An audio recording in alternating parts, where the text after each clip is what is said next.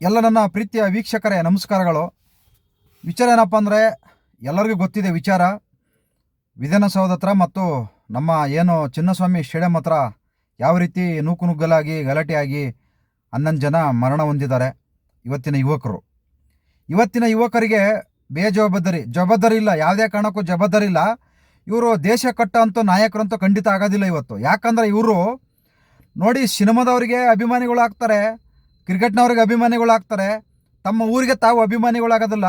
ತಮ್ಮ ಊರಲ್ಲಿ ಯಾರನ್ನ ಆಯ್ಕೆ ಮಾಡೋಕ್ಕನ್ನೋದು ಗೊತ್ತಿಲ್ಲ, ತಮ್ಮ ತಾಲೂಕಲ್ಲಿ ಯಾರನ್ನ ಆಯ್ಕೆ ಮಾಡಬೇಕನ್ನೋದು ಗೊತ್ತಿಲ್ಲ, ತಾವು ಏನು ಮಾಡಬೇಕು ಮುಂದಿನ ಜೀವನದಲ್ಲಿ ಅನ್ನೋದು ಗೊತ್ತಿಲ್ಲ. ಇಂಥವಕ್ಕೆಲ್ಲ ಈ ಒಂದು IPL ಅನ್ನೋದು ಒಂದು ಬಿಸ್ನೆಸ್. ಇದರಿಂದ ಏನು ನಮ್ಮ ದೇಶ ಏನು ಉದ್ಧಾರ ಆಗಲ್ಲ, ಇದರಿಂದ ಯಾರು ಬಡವ್ರ ಮಕ್ಕಳೇನು ಉದ್ಧಾರ ಆಗಲ್ಲ, ಇದರಿಂದ ಏನೇನು ಯಾವ ಹಳ್ಳಿ ಕೂಡ ಉದ್ಧಾರ ಆಗಲ್ಲ. ಇದು ಒಂದು ಬಿಸ್ನೆಸ್ ಮಾಡ್ಕೊಂಡು ಇದು ಓಪನ್ ಆಗಿ ಒಂದು ಏನು ಬೆಟ್ಟಿಂಗ್ ಕಟ್ಕೊಂಡು ಈ ಆಟನ ಆಡಿಸ್ತಾ ಇದ್ದಾರೆ. ಇದು ಸರ್ಕಾರಗಳು, ಕೇಂದ್ರ ಸರ್ಕಾರಗಳು ಮತ್ತು ರಾಜ್ಯ ಸರ್ಕಾರಗಳು ಇದನ್ನು ಬ್ಯಾನ್ ಮಾಡಬೇಕು. ಇದರಿಂದ ಏನು ಪ್ರಯೋಜನ ಇಲ್ಲ. ಇದರಿಂದ ಅರ್ಥ ಮಾಡ್ಕೊಳ್ಳಿ. ಇಲ್ಲಿ ಈ ಆಟಗಾರರನ್ನ ದುಡ್ಡು ಕೊಟ್ಟು ಆಟ ಆಡಿಸ್ಕೊಂಡು ಇವರು ಕೋಟಿ ದುಡ್ಡು ತಗೊಂಡು ಆರಾಮಾಗಿ ಜೀವನ ಮಾಡ್ತಾ ಇದ್ದಾರೆ. ಇಲ್ಲಿ ಇವರೆಲ್ಲ ಸಿಮೆಗಿಲ್ದರ ಥರ ನಾನು ಆ ಅಭಿಮಾನಿ, ನಾನು ಈ ಅಭಿಮಾನಿ ಅಂತಂದು ಹೇಳ್ಕೊಂಡು ಅಂಗಿ ಬಿಚ್ಚಂದು ಹರ್ಕೊಂಡು ರೋಡಲ್ಲಿ ಕುಣಿತಾ ಇದ್ದಾವೆ. ಎಲ್ಲ ಯಾರಪ್ಪ ಅಂದರೆ 30 ವರ್ಷದ ಒಳಗಿನ ಯುವಕರು ಮತ್ತು ಯುವತಿಯರು. ನಾವು ನೋಡಿದ್ವಿ ಭಾಳ. ನಾವೇನು ಅಷ್ಟೊಂದೇನು ಕ್ರಿಕೆಟ್ ಮೇಲೆ ಇದಿಲ್ಲ, ನೋಡ್ತೀವಿ. ಯಾವುದಂದರೆ ದೇಶದ ಮೇಲೆ ಆಡ್ತಾರಲ್ಲ, ನಾವು ಆ ಕ್ರಿಕೆಟ್ ನೋಡೋಕೆ ಸ್ವಲ್ಪ ಇಂಟ್ರೆಸ್ಟು. ಇವೆಲ್ಲ IPL ಎಲ್ಲ ನಮಗೆಲ್ಲ ಗೊತ್ತಿಲ್ಲ, ಇವೆಲ್ಲ ನೋಡೋಕೆ ಹೋಗಲ್ಲ. ಏನು ಪುಟ್ಕೋಸಿ 20 ಅವರ್ ಮುಗಿಸಿ ಇದು ದುಡ್ಡುಗೋಸ್ಕರ ಆಟ ಆಡುವ ಒಂದು ಆಟಗಳು ಇದೆಲ್ಲ ಬೇಕಾಗಿಲ್ಲ. ಇದು ಬಿಸ್ನೆಸ್. ಇವರೆಲ್ಲ ಬಿಸ್ನೆಸ್ ಮಾಡ್ತಾ ಇದ್ದಾರೆ. ಜನಗಳಿಗೆಲ್ಲ ಈ ಥರ ಮಾಡ್ಕೊಂಡು ಇದನ್ನ ಇಷ್ಟು ವರ್ಷ ಕಣ್ಣಿಗೆ ಕಾಣ್ತಾ ಇದೆ. ಎಷ್ಟೋ ಸಂಸಾರಗಳು ಹಾಳಾಗೋಗಿದ್ದಾವೆ, ಎಷ್ಟೋ ಸಂಸಾರಗಳು ಎಕ್ಕುಟ್ಟೋಗಿದ್ದಾವೆ. ಇದೆಲ್ಲ ಬಿಸ್ನೆಸ್ ಮಾಡ್ಕೊಂಡು, ಇದೆಲ್ಲ ಬೆಟ್ಟಿಂಗ್ ಕಟ್ಕೊಂಡು, ಇದೆಲ್ಲ ಕಣ್ಣಿಗೆ ಕಂಡ್ರೂ ಕೂಡ ಇವತ್ತು ಸರ್ಕಾರಕ್ಕೂ ಕೂಡ ಇದರಿಂದ ಸ್ವಲ್ಪ ಇನ್ಕಮ್ ಇರ್ಬೋದು. ಅದರಿಂದ ಸರ್ಕಾರಗಳು ಕೂಡ ಸುಮ್ಮನೆ ಇದ್ದಾರೆ. ಇವತ್ತು ಬೆಂಗಳೂರಲ್ಲಿ ನಡೆದಿರ್ತಕ್ಕಂಥ ಅನಾಹುತಕ್ಕೆ ಸರ್ಕಾರನೂ ಕಾರಣ, ಮತ್ತು ಏನಿದು ರಾಯಲ್ ಚಾಲೆಂಜರ್ಸ್ ಏನು ಕ್ರಿಕೆಟ್ ಇದೆಯಲ್ಲ, ಈ ಒಂದು ಸಂಸ್ಥೆ ಕೂಡ ಇದಕ್ಕೆ ಕಾರಣಕರ್ತರಾಗಿದ್ದಾರೆ. ಇದಕ್ಕೆ ಸತ್ತವ್ರಿಗೆ ಪರಿಹಾರ ಕೊಡಬೇಕಾಗಿರೋದು ಸರ್ಕಾರ ಮತ್ತು ಏನಿದು ಇಬ್ರು. ಒಂದು ಸೆಕೆಂಡು, ಇದೇನೋ ಸಾರ್ವಜನಿಕರ ಕಟ್ಟಿರ್ತಕ್ಕಂಥ ತೆರಿಗೆಹಣನ ಈ ಥರ ಏನು ಬೇಕಾಬಿಟ್ಟು ಕೊಟ್ಕೊಂಡು ಕೂತ್ಕೊಂಡ್ರೆ ಸಾರ್ವಜನಿಕರು ಸುಮ್ಮನೆ ಇದ್ದಾರೆ, ಕೇಳಲ್ಲ. ಯಾಕಂದ್ರೆ ನಾವು ಕಟ್ಟಿರ್ತಕ್ಕಂಥ ತೆರಿಗೆಹಣ ಅದು ಒಳ್ಳೇದಕ್ಕೆ ಉಪಯೋಗ ಆಗಬೇಕು. ಈ ಥರದ್ದೆಲ್ಲ ಇಂಥವಕ್ಕೆಲ್ಲ ಉಪಯೋಗ ಆಗಬಾರ್ದು. ಇದರಿಂದ ಅವಶ್ಯಕತೆ ಇಲ್ಲ.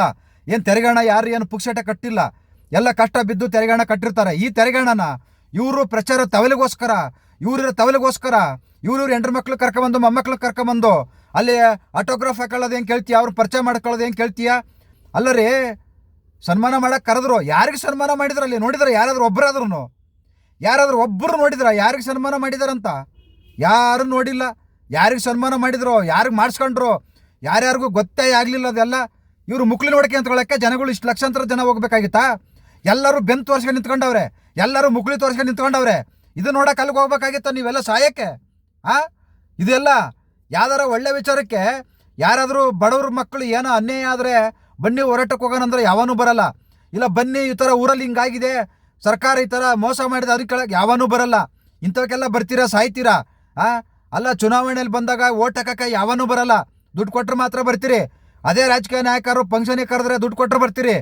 ಇದು ಏನ್ರಿ ಉಪಯೋಗ? ಇದರಿಂದ ಇಷ್ಟು ಜನ ಬಂದು ಸೇರ್ಕೊಳ್ಳೋಕ್ಕೆ ಏನು ಉಪಯೋಗ ಇತ್ತು ನಿಮಗೆ? ಏನು ಈ ಮೊಬೈಲೆಲ್ಲ ಬಂದುಬಿಟ್ಟು ನಾನು ಹೋಗಿದ್ದೆ ಅಂತ ಸೆಲ್ಫಿ ತಕ್ಕಂದು ಹಾಕೊಳ್ಳೋಕ್ಕೆ, ನಾನು ಹೋಗಿದ್ದೆ ವಿಡಿಯೋ ಮಾಡ್ಕೊಂಡು ಹಾಕೊಳ್ಳೋಕ್ಕೆ, ರೀಲ್ಸ್ ಮಾಡಿ ಹಾಕೊಳ್ಳೋಕೆ, ಅದೆಲ್ಲ ಏನೇ ಆಗಲಿ ಈ ಸರ್ಕಾರ ಮಾಡಿರೋದು ಇದು ತಪ್ಪಿದು, ಇದು ಭಯಾನಕ ತಪ್ಪಿದು. ಈ ಸರ್ಕಾರದಿಂದನೇ ಇವತ್ತು ಈ ಅನಾಹುತ ನಡೆದಿದ್ದು. ಯಾಕಂದರೆ ಯಾವುದೇ ಮೂಲ ಸೌಕರ್ಯಗಳಿಲ್ಲದೆ, ಯಾವುದೇ ನೀತಿ ನಿಯಮ ಇಲ್ಲದೇ, ಯಾವುದೇ ಒಂದು ಮುನ್ನೆಚ್ಚರಿಕಾ ಕಾರ್ಯಕ್ರಮ ಇಲ್ಲದೇ ಇವತ್ತು ಇವರು ಪೊಲೀಸರ ಮೇಲೆ ಗೂಬೆ ಕುಂದಿಸೋ ಕೆಲಸ ಮಾಡ್ತಾ ಇದ್ದಾರೆ. ಆದರೆ ಇದಕ್ಕೆ ಕಾರಣ ಪೊಲೀಸರಲ್ಲ, ಇದಕ್ಕೆ ಕಾರಣ ರಾಜಕೀಯ ನಾಯಕರು, ಮುಖ್ಯಮಂತ್ರಿಗಳು, ಉಪಮುಖ್ಯಮಂತ್ರಿಗಳು ಮತ್ತು ನಮ್ಮ ಕರ್ನಾಟಕದ ಮುತ್ತಿನಂಥ ಗೃಹ ಮಂತ್ರಿಗಳು. ಇಂಥ ಗೃಹ ಮಂತ್ರಿಗಳನ್ನು ಪಡೆದಿರೋದೇ ನಾವು ಧನ್ಯರು, ನಾವು ಪುಣ್ಯವಂತರು. ಯಾಕಂದರೆ ನಿಜವಾಗ್ಲೂ ಇಂಥವ್ರನ್ನ ಪಡೆದಿರೋದಕ್ಕೆ ನಾವು ಎಷ್ಟೆಷ್ಟು ಕೋಟಿಗಟ್ಟಲೆ ಪುಣ್ಯ ಮಾಡಿದ್ದೋ ಗೊತ್ತಿಲ್ಲ. ಅಂಥ ಗೃಹ ಮಂತ್ರಿಗಳನ್ನು ನಾವು ಪಡೆದಿದ್ದೇವೆ. ಮತ್ತು ಇದಕ್ಕೆ ಪರಿಹಾರ ಏನಿವತ್ತು 10 ಲಕ್ಷ ಸರ್ಕಾರ ಏನು ಘೋಷಣೆ ಮಾಡಿಬಿಟ್ಟಿದೆ, ಅವ್ರ ಜೋಬಿಂದ ಯಾರು ಕೊಡ್ತಾ ಇಲ್ಲ. ಯಾವುದೋ ಸರ್ಕಾರ, ಇವ್ರೇನು ಮಿನಿಸ್ಟ್ರುಗಳು, ಯಾವುದು ಮುಖ್ಯಮಂತ್ರಿಗಳಾಗಿರ್ಬೋದು, ಉಪಮುಖ್ಯಮಂತ್ರಿಗಳಾಗಿರ್ಬೋದು, ಇವ್ರು ಸ್ವಂತ ಜೋಬಿಂದ ಏನು ಕೊಡ್ತಾ ಇಲ್ಲ, ನಾವು ಕಟ್ಟಿರ್ತಕ್ಕಂಥ ತೆರಿಗೆ ಹಣ ಕೊಡ್ತಾ ಇದ್ದಾರೆ. ಇದಕ್ಕೆ ಕೊಡೋ ಅವಶ್ಯಕತೆ ಇಲ್ಲ, ಇವರಿಗೆ ಪರಿಹಾರ ಕೊಡೋ ಅವಶ್ಯಕತೆ ಇಲ್ಲ. ಪರಿಹಾರ ಕೊಡಬೇಕಾಗಿರೋದು ಕೊಡಂಗಿದ್ರೆ ಇಬ್ಬರು ಶೇರ್ ಕೊಡಬೇಕು. ಯಾರು ಏನು ಇವರು ಚಿನ್ನಸ್ವಾಮಿ ಇವ್ರೇನು ಕ್ರಿಕೆಟು ಆಡಿ ಕೋಟಿ ಕೋಟಿ ಇವತ್ತು ಸಂಪಾದನೆ ಮಾಡ್ಕೊಂಡವ್ರಲ್ಲ, ಕೊಡ್ಲಿ ಬಿಡ್ರಿ. ಅದರಲ್ಲಿ ನೀವೇ ಹೇಳ್ತಿದ್ರೆ ಮೊನ್ನೆ ಪೇಪರಲ್ಲಿ ಬಂದಿತ್ತು, ಏನೋ ಟ್ಯಾಕ್ಸೇ ಕಟ್ಟಿಲ್ವಂತೆ ಚಿನ್ನಸ್ವಾಮಿ ಸ್ಟೇಡಿಯಂನಲ್ಲಿ. ಈ ಟೀಮ್ನವರು ನೀವು ಇದರಿಂದ ತಗೊಳ್ಳಿ, ಈ ಆಯೋಜಕರಿಂದ ತಗೊಳ್ರಿ. ಒಂದು ತಿಂಗಳಿಂದ ಆಟ ಆಡ್ಸಿದ್ರಲ್ಲ, ಕೋಟಿಗಟ್ಟಲೆ ದುಡ್ಡು ಬಂತಲ್ಲ, ಏನು ಮಾಡಿದ್ರೆ ಅದನ್ನು ಯಾರು ಹಂಚ್ಕೊಂಡು ನಿಂಗೆ 100 ಕುಡಿದ್ರಿ? ಇದರಿಂದ ಪರಿಹಾರ ಕೊಡ್ರಿ, ಇದರಿಂದ ನೀವು ಇದನ್ನು ಕೊಡಿಸ್ರಿ ಪರಿಹಾರನ. ಇವ್ರು ಹೇಳ್ತಾರೆ ಸರ್ಕಾರ ಮಾಡಿದ್ದು, ಸರ್ಕಾರ ನಮಗೆ ಗೊತ್ತೇ ಇಲ್ಲ, ಅವ್ರು ಕಾರ್ಯಕ್ರಮ ಮಾಡ್ತೀವಿ ಅಂತ ಹೇಳಲೇ ಇಲ್ಲ, ಅವ್ರು ಮಾಡಿದ್ದು. ಇಷ್ಟು ಅರ್ಜೆಂಟ್ ಮಾಡೋ ಅವಶ್ಯಕತೆನೂ ಇಲ್ಲ ರೀ, ಇನ್ನೊಂದು 3-4 ದಿನ ಬಿಟ್ಟು ನಿಂತ್ಕೊಂಡು ಮಾಡ್ಬೋದಿತ್ತು. ಅನ್ಯಾಯವಾಗಿ 11 ಜೀವ ಕಳೆದು ಬಿಟ್ರಲ್ಲಪ್ಪ ಎಲ್ಲ ಸೇರ್ಕೊಂಡು, ಅನ್ಯಾಯವಾಗಿ ಎಲ್ಲರೂ ಸೇರ್ಕೊಂಡು. ಇವರು ಮುಖ್ಯಮಂತ್ರಿಗಳು, ಉಪಮುಖ್ಯಮಂತ್ರಿಗಳು ಏನು ಟ್ರೋಫಿಗೆ ಹೋಗಿ ಮುತ್ತು ಕೊಡೋದು ಏನು ಕೇಳ್ತೀಯಾ? ವಿರಾಟ್ ಕೊಹ್ಲಿ ಅವರಿಗೆ ಬಾವುಟ ಕೊಡೋದು ಏನು ಕೇಳ್ತೀಯಾ? ಯಾವ ರಾಜ್ಯದ ಉಪಮುಖ್ಯಮಂತ್ರಿನೂ ಹೋಗಿ ಈ ಥರ ಮಾಡಿಲ್ಲಪ್ಪ. ಇವರೆಲ್ಲ ಪ್ರಚಾರ ಗಿಟ್ಟಿಸ್ಕೊಳ್ಳೋಕ್ಕೆ ನಾವು ಮಾಡಿದ್ದೀವಿ ಅಂತಂದು ಹೇಳಿ ಅಕಸ್ಮಾತಾಗಿ ಇವಾಗೇನಾರ BJP ಸರ್ಕಾರ ಇದ್ದು BJP ಏನಾರು ಹಿಂಗೆ ಮಾಡಿಬಿಟ್ಟಿದ್ರೆ ಇವ್ರು ಕಾಂಗ್ರೆಸ್ನವ್ರು ಸುಮ್ಕರ್ತಿದ್ರ? ಏನು ಅಂಗಿ ಬಿಚ್ಕೊಂಡು ಪರ ಕೆರ್ಕಂತ ಕೂತ್ಕೊಂತಿದ್ರು. ಅಂಗಿ ಬಿಚ್ಕೊಂಡು ಹಂಗೆ ನೋಡ್ಬೇಕಾಗಿತ್ತು ಇವ್ರನ್ನೆಲ್ಲ. ಇವತ್ತು ಇವರು ಆ ಮಾಧ್ಯಮದವ್ರನ್ನ ಬೈತಾರೆ. ನಿಮಗೆ ಗೊತ್ತಿತ್ತೇನ್ರಿ? ಸುಮ್ ಕೂತ್ಕೊಳ್ರಿ. ಈ ಥರ ಮಾಧ್ಯಮದವ್ರು ಬಯಸ್ಕೊಳಂಗಿದ್ರೆ ನೀವು ಯಾಕ್ರಿ ಪ್ರೆಸ್ ಮೀಟ್ ಮಾಡಬೇಕು? ನಿಮಗೇನು ಪರಿಜ್ಞಾನ ಅನ್ನೋದಿಲ್ವಾ? ಹಂಗಾರೆ ನೀವು ಬುಕ್ ಮಾಡ್ಕೊಂಡೆ ಹೋಯ್ತೀರಾ ಪ್ರೆಸ್ ಮೀಟ್ ಮಾಡ್ಕೊಳಕ್ಕೆ? ನೀವು ಯಾಕ್ರಿ ನಿಮ್ಮ ಪ್ರಶ್ನೆಗೆ ಸರಿಯಾದ ಉತ್ತರನ ಕೊಡಲ್ಲ? ಇನ್ನು ಯಾವ ಪುರುಷಾರ್ಥಕ್ಕೆ ನೀವು ಪ್ರೆಸ್ ಮೀಟ್ ಮಾಡ್ತೀರಾ? ಮತ್ತೆ ಇನ್ನು ಯಾವ ಪುರುಷಾರ್ಥಕ್ಕೆ ಪ್ರೆಸ್ ಮೀಟ್ ಮಾಡ್ತೀರಾ? ಅಲ್ಲಿ ಕೇಳ್ತಾರೆ, ನೀವೇ ನೋಡಿದ್ರಾ, ನಿಮಗೆ ಗೊತ್ತಾ, ನೀನು ಎಲ್ಲಿಗೆ ಹೋಗಿದ್ದಾಯಾ?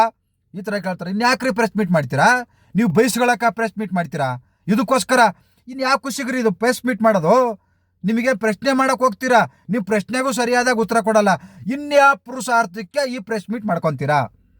ಅರ್ಥ ಮಾಡ್ಕೊಳ್ಳಿ. ಒಟ್ಟಿನಲ್ಲಿ ಎಲ್ಲರೂ ಬಕ್ರಗಳು ಆಗ್ತಾಯಿದ್ರೆ ಆಗಿ ಏನು ಮಾಡೋಕ್ಕಾಗಲ್ಲ. ಇನ್ನೆಷ್ಟು ಜನ ಸಾಯ್ತಾರೋ ಗೊತ್ತಿಲ್ಲ. ಆದರೆ ಇಂಥ ಅಂಧಾಭಿಮಾನಿಗಳು, ಇಂಥ ಹುಚ್ಚಾಭಿಮಾನಿಗಳನ್ನು ನಾವು ಜೀವನದಲ್ಲಿ ನೋಡಿರಲಿಲ್ಲ. ಆದರೆ ಇಷ್ಟೊಂದು ಯುವಕರು ಈ ಮಟ್ಟಕ್ಕೆ ಹುಚ್ಚರಾಗಿದ್ದಾರೆ ಅಂದರೆ ನಿಜವಾಗ್ಲೂ ನೀವೆಲ್ಲ ಮುಂದೆ ಒಳ್ಳೆ ಮಕ್ಕಳಂತೂ ಖಂಡಿತ ಆಗಲ್ಲ. 100% ಯಾವುದೇ ಕಾರಣಕ್ಕೂ ಬೇಕಾರೆ ಈ ವಿಡಿಯೋ ಸೇವ್ ಮಾಡಿಟ್ಕೊಳ್ಳಿ. ನೀವು ಮುಂದಿನ ದಿವಸದಲ್ಲಿ ಇನ್ನು ಇದಕ್ಕಿಂತ ಬರ್ಬತ್ತಾಗೋಯ್ತೀರಿ ನೀವು. ಅಂಥ ಪರಿಸ್ಥಿತಿ ಬರುತ್ತೆ.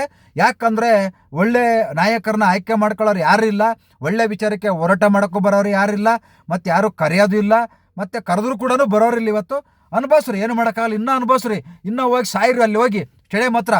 ನಮಸ್ಕಾರ, ಎಲ್ಲರಿಗೂ ಧನ್ಯವಾದಗಳು.